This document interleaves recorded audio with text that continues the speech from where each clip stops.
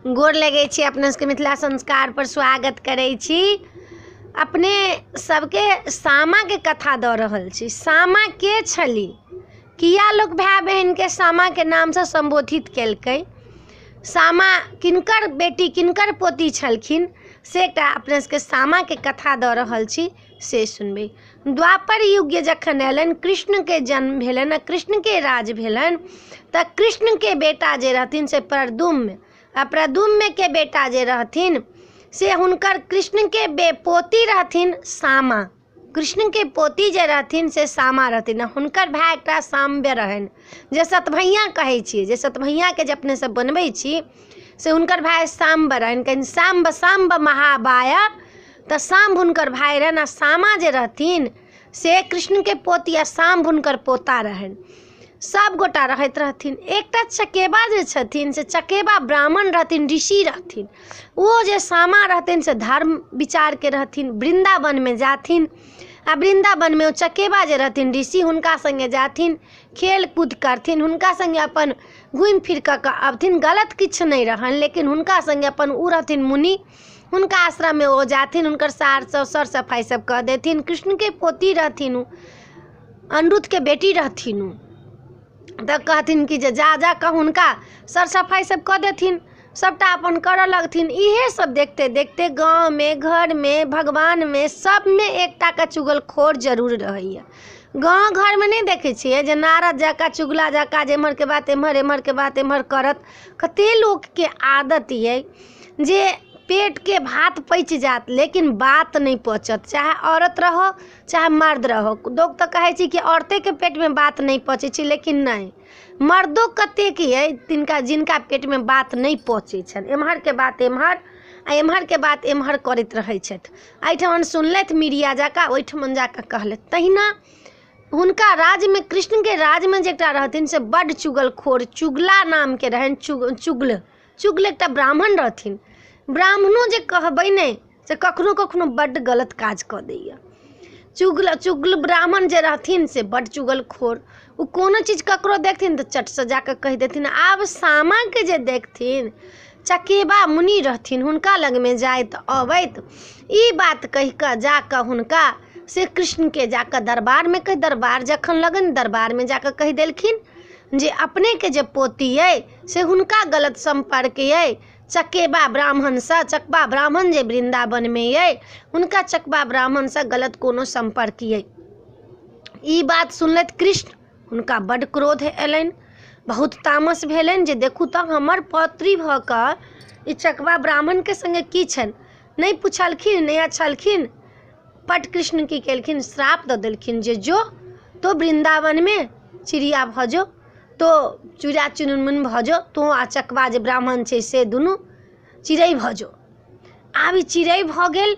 आ साम्ब जे रहथिन से कतौ तपस्या करऽ लगे रहथिन, हुनका ई बात पता नहीं भेलनि।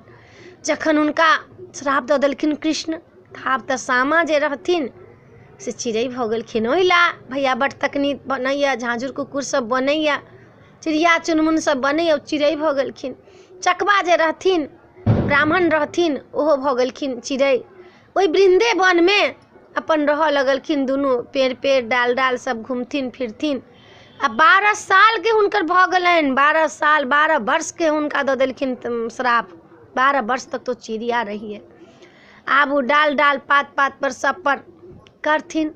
हुनका सब दिन रहलखिन। जहन साम्ब एलखिन हुनकर बहिन भाई, वह सतभैया जे बनैया, साम्ब एलखिन तऽ पुछलखिन जे हमर बहिन कतऽ अइ। अपना बाप से पूछलखिन, अनिरुद्ध से, कहलखिन हमर बहिन कतऽ अइ।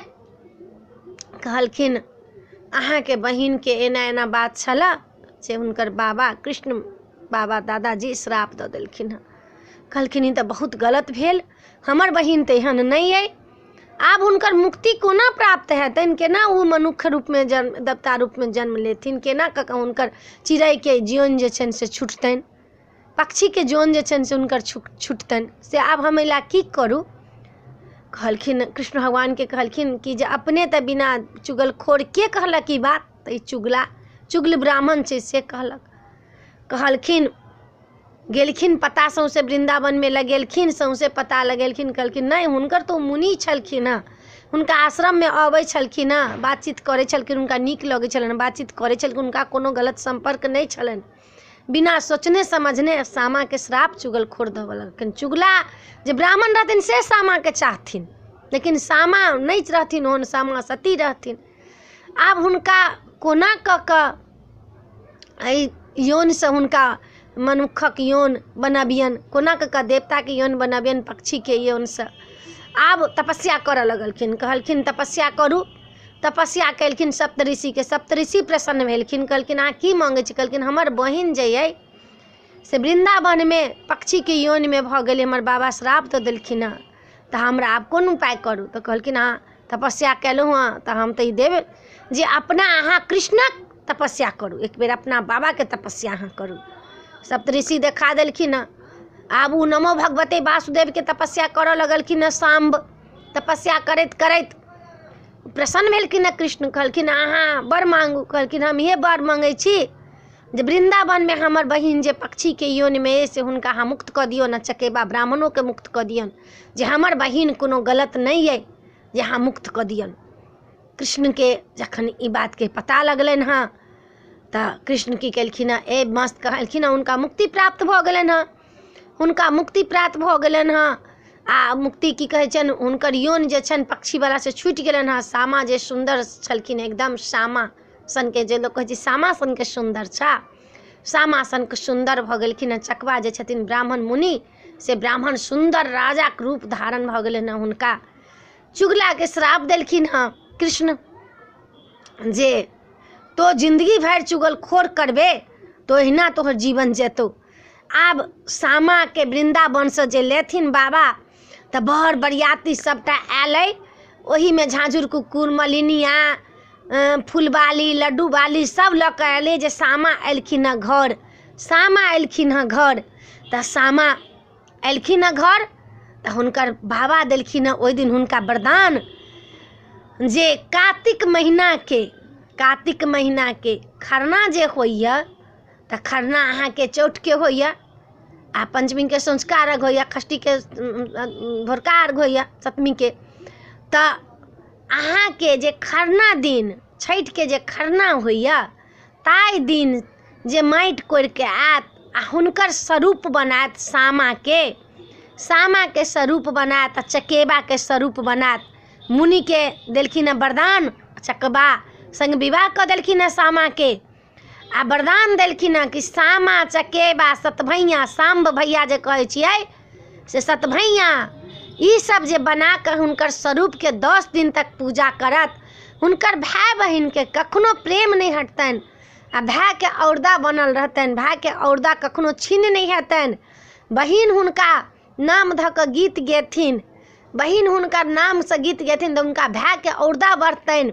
आइ हम वरदान दै छियनि, द्वापर युग के छनि, वरदान दै छियनि जे सामा चकेबा जे बनायत अपना भाई बहिन के नाम लऽ कऽ, आई की कहै छै खेलत, राति खन के खेलत, वृन्दावन बनत, जो ही वृन्दावन ये जाहिमे छथिन ओ तपस्या केने सामा चिड़ै चुनमुन बनि गेल रहथिन, ओहिमे हुनकर भाई तपस्या केलखिन, उहे वृन्दावन अइ।